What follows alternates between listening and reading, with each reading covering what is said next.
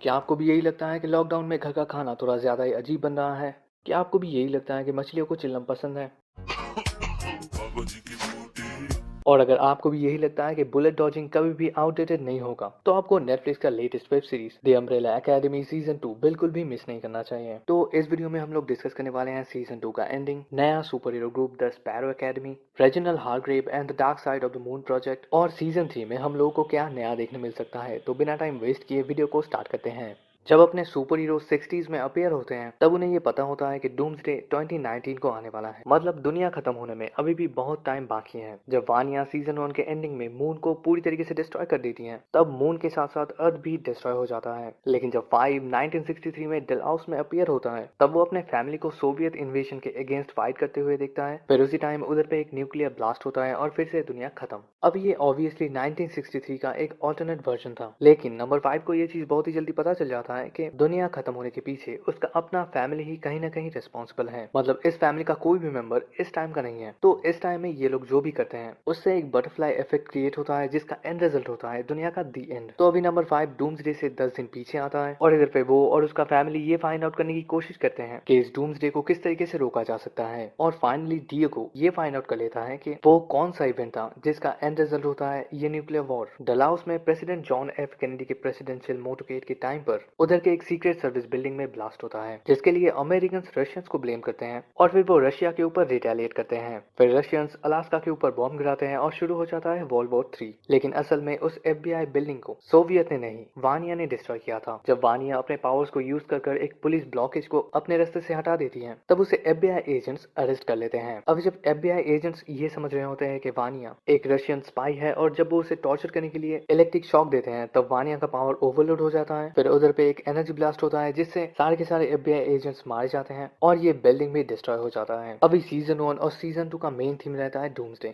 जो comic book accurate भी है, लेकिन सीजन 3 में सब कुछ बदलने वाला है। अभी उन सब में थोड़ी देर बाद आते हैं, लेकिन 60s में जब वानिया पहली बार अपीयर होती है, तब वो सिसी के कार के सामने आ जाती है, जो वानिया को अपने साथ अपने फार्म में ले जाती है, ताकि वो उधर पे सिसी को काम में हेल्प कर सके और उसका एमनीशिया का ट्रीटमेंट भी चल सके। मतलब इस पॉइंट पे उसे सीजन 1 का कुछ भी याद नहीं होता, लेकिन सीजन 2 के एपिसोड 4 में उसे ये पता चल जाता है कि उसके पास सुपर ह्यूमन एबिलिटीज हैं। और फिर सिसी का लड़का हर्लिन जब पानी में डूब जाता है, तब वानिया उसे रेस्क्यू करती है और अनइंटेंशनली उसे अपने थोड़े बहुत पावर्स देकर जिंदा भी करती है। अभी वानिया इधर पे कुछ नोटिस तो नहीं करती, लेकिन हर्लिन अभी बन जाता है एक सुपर ह्यूमन, जो बाद में अपने पावर्स को यूज करके अपने डैड को ही मार डालता है, और फिर वो अपने अंदर से एक ऐसे एनर्जी को अनलिस्ट करता है, जिससे कि उनका ये फार्म पूरी तरीके से फ्रीज हो जाता है। अभी वानिया उधर पे पहुंचकर हर्लिन से अपने पावर्स को तो एब्जॉर्ब कर लेती है, लेकिन इस वेब सीरीज के एकदम आखिर में हम लोगों को ये पता चलता है कि हर्लिन के पास अभी भी पावर्स हैं। अभी शायद इस वेब सीरीज का थर्ड सीजन आएगा 2021 में, और इस टाइम गैप में हर्लिन का एज होगा 70। हर्लिन ने अपने डैड को मारा है, लेकिन फिर भी वो कोई गिल्टी फील नहीं कर रहा है। इनफैक्ट वो अपने पावर्स से खुश है और वो उनसे खेल रहा है। अभी एक ऐसा बच्चा जो अब नॉर्मल होता है, बचपन में उसे सभी अजीब समझते हैं, और अगर अचानक से उसके अंदर सुपर पावर्स आ जाते हैं, तो वो तो और भी अजीब कहलाएगा। और इसी रीजन से मेरे को लगता है कि वो फ्यूचर में एक सुपर विलन बनेगा। इस सीजन में लाइला को एक मेंटल असाइलम में डिएगो के साथ एक फेलो पेशेंट के हिसाब से इंट्रोड्यूस किया जाता है, और डिएगो इधर पे इसी रीजन से है क्योंकि उसने ली हार्वे ऑसवाल्ड, जो प्रेसिडेंट जॉन एफ कैनेडी को फ्यूचर में मारने वाला होता है, डिएगो ऑसवाल्ड को पहले ही मारने की कोशिश करता है, ताकि प्रेसिडेंट कैनेडी जिंदा रह सके। अभी लाइला डिएगो को इधर से भागने में हेल्प करती है, और फिर थोड़े टाइम बाद जब वो डिएगो के ट्रस्ट को ओन कर लेती है, तब हम लोगों को पता चलता है कि वो असल में एक टाइम ट्रैवलर है, और साथ ही साथ वो हैंडलर की अडॉप्टेड चाइल्ड है। अभी हैंडलर 1993 में लाइला के रियल पेरेंट्स को मारकर उसे अडॉप्ट करती है, लेकिन ये स्टोरी इतना भी सिंपल नहीं है। असल में हैंडलर लाइला के पेरेंट्स को मारने का ऑर्डर देती है, क्योंकि उसे लाइला के स्पेशल एबिलिटीज के बारे में पता होता है। लाइला उसी दिन जन्म लेती है, 1 अक्टूबर 1989, जिस दिन बाकी के 43 सुपर पावर्स वाले चिल्ड्रंस का जन्म होता है। अभी रेजिनल हार्ग्रीव्स इनमें से 7 बच्चों को अडॉप्ट करता है, और बाकी के 36 चिल्ड्रंस का कोई अता पता नहीं होता। लेकिन इस सीजन में हम लोगों के सामने आती है लाइला, जिसके पास बहुत ही यूनिक पावर्स हैं, और वो किसी भी सुपर हीरो के पावर्स को मिमिक कर सकती है, और इसी रीजन से हैंडलर उसे अडॉप्ट करती है। फिर जब हैंडलर कमीशन की हेड बनती है, तब वो लाइला को एक टीम बनाने का ऑर्डर देते हैं, और इसी पॉइंट पे लाइला के साथ डिएगो का एक लव एंगल भी हम लोगों के सामने आता है। लाइला अम्ब्रेला एकेडमी के यूनिवर्स में एक नया कैरेक्टर है, मतलब ये कॉमिक बुक में तो नहीं है, लेकिन इसके स्टोरी में बहुत सारा पोटेंशियल है, और मेरे ख्याल से ये फ्यूचर में एक ग्रे शेड में नजर आएगी। मतलब जब वो डिएगो को छोड़कर चली जाती है, तब वो किसके पास पहुंचती है? उसका तो कोई फैमिली ही नहीं है, और वो अपने पावर्स को लेकर एक नॉर्मल ह्यूमन बीइंग के साथ तो नहीं रह सकती, और इसी रीजन से मेरे को लगता है कि वो फ्यूचर में एक ग्रे शेड में नजर आएगी। मतलब उसके साथ डिएगो का रिलेशन भी रहेगा, और शायद वो एक सुपर सुपर विलन की टीम को लीड करेगी। मतलब उसके साथ जो भी हो वो अच्छे लोगों के साथ तो बिल्कुल नहीं जाएगी, क्योंकि उसे हर कोई बिट्रे करता है और ऐसा वो समझती है। द हैंडलर को जब ये पता चलता है कि सारे के सारे हार्ग्रीव्स अपने टाइमलाइन में वापस जाने के लिए बहुत ही ज्यादा डेस्परेट हैं, तब वो 5 के साथ एक डील करती है। द हैंडलर 5 से ये कहती है कि वो उसे एक कमीशन ब्रीफकेस दे सकती है, जिसकी मदद से वो एक अपोकलिप्स फ्री 2019 में अपने फैमिली के साथ पहुंच सकता है। लेकिन इसके लिए 5 को कमीशन के हर एक बोर्ड ऑफ डायरेक्टर को मारना पड़ेगा। अभी 5 इस मिशन को एक्सेप्ट करता है और वो सारे के सारे बोर्ड मेंबर्स को मार डालता है और हैंडलर इस डील को कंप्लीट करती है। लेकिन इधर पे रहता है एक लूप होल, जिसकी वजह से हार्ग्रीव्स का 2019 में पहुंचने का मिशन हो जाता है फेल। अभी जैसे कि कमीशन में कोई भी बोर्ड ऑफ डायरेक्टर नहीं रहता, तो अभी हैंडलर खुद से ही कमीशन का हेड ऑफ द डिपार्टमेंट बनती है और इस ऑर्गेनाइजेशन के सारे एजेंट्स को अपने कंट्रोल में लेकर वो हार्ग्रीव्स को मारने जाती हैं। लेकिन वानिया सारे के सारे एजेंट्स को मार डालती हैं और हैंडलर को मारता है कमीशन का ही फील्ड एजेंट एक्शल। अभी एक्शल का स्टोरी भी इंटरेस्टिंग है। उसे और उसके भाइयों को हैंडलर मैनिपुलेट करती हैं, जैसे कि वो अम्ब्रेला एकेडमी के अगेंस्ट जाते हैं और उसका भाई लोग हैंडलर की वजह से ही मारे जाते हैं और फाइनली एक्शल अपना रिवेंज लेता है। अभी इस इंसिडेंट के बाद जैसे कि कमीशन का कोई भी इंचार्ज नहीं रहता, तो फिर कमीशन के बाकी बचे कुछ मेंबर्स, माइल मैनर जो कमीशन का एक एनालिस्ट था, वो सब उसे अपना इंचार्ज बनाते हैं। अभी माइल एक अच्छा आदमी है और उसके लीडरशिप क्वालिटीज को देखकर यही लगता है कि वो कमीशन को थोड़ा बहुत बदल देगा और शायद कमीशन के साथ अपने सुपर हीरोज का एक अच्छा रिलेशन क्रिएट होगा। वैसे अगर रिलेशनशिप की बात की जाए तो फिर अपने सुपर हीरोज के adopted father Reginald Hargreeves president John F Kennedy के असैसिनेशन के लिए थोड़े बहुत रेस्पॉन्सिबल हैं। अभी ये चीज जब 5 और डिएगो को पता चलता है, तब वो पहुंचते हैं अपने फ्यूचर फादर के अम्ब्रेला फैक्ट्री पर, ताकि उनके हाथ कुछ सॉलिड प्रूफ लग सके। और इन्हें मिलता है एक ऑर्गेनाइजेशन का नाम द मैजेस्टिक 12 और हार्ड्रीव इसी ग्रुप का एक मेंबर है। अभी ये ग्रुप शैडो में रहकर काम करता है। It's a secret committee. Scientists, military, deep state. No one knows what they really do. Wait, so they're government? Shadow government. लेकिन प्रेसिडेंट JFK इस ग्रुप को सबके सामने लाना चाहते थे और इसी रीजन से उनका असैसिनेशन होता है। लेकिन हार्ग्रीव को अपनी टीम के इस घटिया प्लान के बारे में कुछ पता नहीं होता और जब ये ऑर्गेनाइजेशन हार्ग्रीव को उनका सीक्रेट एलियन आइडेंटिटी एक्सपोज करने का थ्रेट देते हैं, तब हार्ग्रीव उन सारे के सारे मेंबर्स को मारकर इस ऑर्गेनाइजेशन को ही खत्म कर देते हैं। लेकिन इस ऑर्गेनाइजेशन को हार्ग्रीव के पास से क्या चाहिए था? तो इसका आंसर तो सभी को पता है, एलियन टेक्नोलॉजीज। लेकिन वो किस टाइप के थे?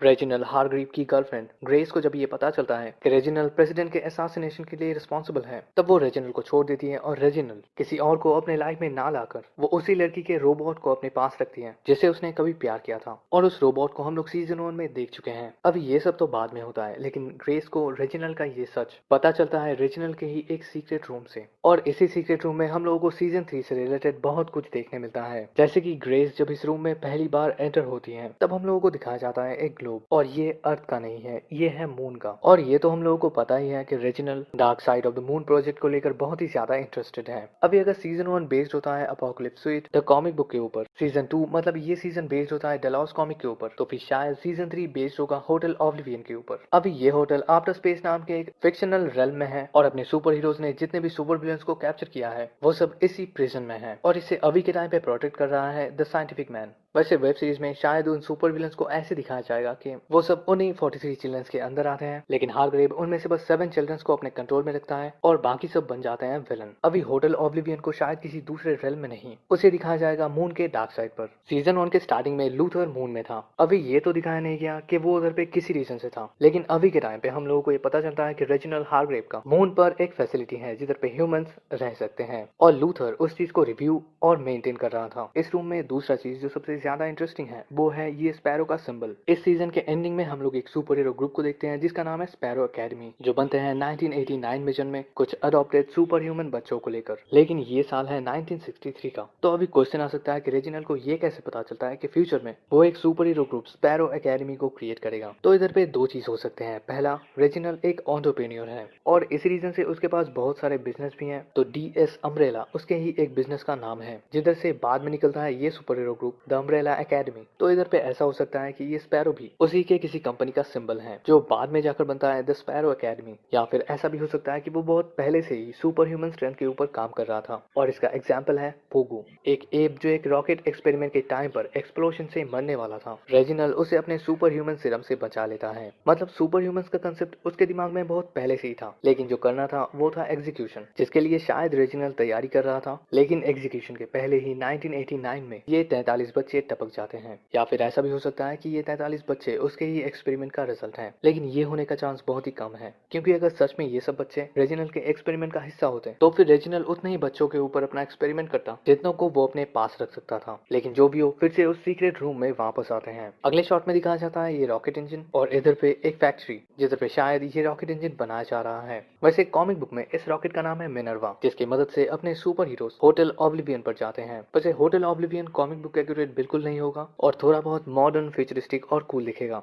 फिर अगले शॉट में दिखाया जाता है एक मशीन का प्लान, जिसके नीचे लिखा है the televator, the key and the great mode of transportation. The Umbrella Academy के यूनिवर्स में टेलीवेटर एक डिवाइस है जिसकी मदद से टाइम और स्पेस में कोई भी कहीं भी पहुंच सकता है, और इस मशीन को हारग्रेव बना रहा है। तो यही थे कुछ टेक्नोलॉजीज जिसके लिए द मैजेस्टिक 12 रेजिनल के पीछे था। जब अपने सुपर हीरोज 2019 में पहुंचते हैं तब वो ये जानकर खुश होते हैं कि ये 2 अप्रैल है, मतलब 1 अप्रैल कोई अपोकलिप्स हुआ ही नहीं और अब तक सब कुछ ठीक है। लेकिन बहुत ही जल्दी अपने सुपर हीरोज ये समझ जाते हैं कि सिर्फ डूम्सडे ही नहीं बदला है, द अम्ब्रेला एकेडमी अभी के टाइम पे है द स्पैरो एकेडमी, और तो और इनका फादर और बेन अभी भी जिंदा है, और इनका मेंशन अभी के टाइम पे एक दूसरे सुपर हीरो टीम का है जिन्हें चाइल्डहुड में इनके ही डैड ने अडॉप्ट किया था, और इनमें से कोई भी ओरिजिनल 6 को पहचानते नहीं है। असल में 1960s में अपने सुपर हीरोज का टाइम स्पेंड करना 2 टाइमलाइंस को क्रिएट करता है, क्योंकि 60s में इन लोगों का हर एक एक्शन किसी कांड से कम नहीं था, क्योंकि इससे बहुत सारे लोग इन्फ्लुएंस्ड हुए थे। जैसे कि इन्होंने एक एंटायर ऑर्गेनाइजेशन को पूरी तरीके से बदल कर रख दिया, लॉस अपने फॉलोअर्स को सैक्रेड गेम सिखा रहा था, और एलिसन अपने फेलो एक्टिविस्ट को फ्यूचर का रिजल्ट बता देती है, और वानिया एक सीक्रेट सर्विस डिवीजन को ही खत्म कर देती है। अभी ये सब भी कम पड़ गया था कि ये लोग 1963 में अपने फ्यूचर फादर को कांटेक्ट करते हैं और वो उन्हें भी फ्यूचर के बारे में बहुत कुछ बता देते हैं, और इन्हीं सब रीजंस की वजह से एक पूरा का पूरा टाइमलाइन पूरी तरीके से बदल जाता है। लेकिन जो भी हो, अभी के टाइम पे अर्थ के प्रोटेक्टर्स हैं ये नया super hero group the sparrow academy. इस ग्रुप में बेन है, लेकिन बेन को पता नहीं कि ये सब कौन है, और इस नए सुपर हीरो ग्रुप के मेंबर्स का पावर थोड़ा बहुत द अम्ब्रेला एकेडमी के मेंबर्स के जैसा ही है। ये ग्रुप स्टार्ट होता है नंबर 7 से और पहुंचता है नंबर 13 तक। नंबर 8 के पास सुपर ह्यूमन स्ट्रेंथ है जैसे कि लूथर के पास है। नंबर 9 अपने मुंह से ब्लैक लेजर बीम निकाल सकता है। फिर हम लोगों को और एक मेंबर दिखाया जाता है जो चश्मिश होती है और ट्रेंच कोट पहनती है, और ये खुद को बहुत सारे बर्ड्स में या फिर स्पैरो में खुद को ट्रांसफॉर्म कर सकती है। अभी इधर पे और एक लेडी होती है जिसका नाम होता है कार्ला, और इसके पास है एलिसन के जैसे पावर्स। इस ग्रुप में एक मेंबर ऐसा भी है जिसका पावर एक ह्यूमन वूडू डॉल के जैसा है, मतलब कोई भी अगर इसे चोट पहुंचाने की कोशिश करता है तो फिर जो ये कर रहा होता है चोट उसे ही लगता है। अभी इस टीम में और भी 2 मेंबर्स हैं, एक मस्क्यूलर लेडी जिसका पावर मेरे को नहीं पता, और एक फ्लोटिंग बॉक्स। अभी ये बॉक्स थोड़ा बहुत क्लॉस के जैसा है, मतलब क्लॉस कंट्रोल करता है स्पिरिट्स को और ये बॉक्स कंट्रोल करता है टेक्नोलॉजी को, मतलब इसके अंदर एक बहुत ही फ्यूचरिस्टिक आर्टिफिशियल इंटेलिजेंस है। अभी इस टीम के सारे मेंबर्स उड़ सकते हैं, लेकिन इनके पास उड़ने का एबिलिटी नहीं है, इनके पास बहुत ही बेहतरीन गैजेट्स हैं। वैसे इन दोनों टीम को देखकर यही लगता है कि ये दोनों ही फ्यूचर में एक साथ काम करने वाले हैं, और अगर ऐसा हुआ तो कमाल हो जाएगा। मतलब दोनों टीम मिलकर एक साथ काम कर रहे हैं, बहुत सारे सुपर विलन्स को बीट डाउन कर रहे हैं और उन्हें होटल ऑब्लिवियन पहुंचा रहे हैं। इससे बेहतरीन और क्या हो सकता है। लेकिन जो भी हो, इस यूनिवर्स में अपोकलिप्स का कंसेप्ट यहीं पे खत्म होना चाहिए, क्योंकि एक ही सिमिलर टॉपिक के ऊपर 2 सीजन बन चुका है। अभी सीजन 3 में थोड़ा सा डिफरेंट करना चाहिए। तो आपको क्या लगता है कमेंट में बता देना, और ये वीडियो कैसा लगा वो भी बता देना, और भी मिलते हैं आपसे अगली वीडियो में। Till then take care and peace out.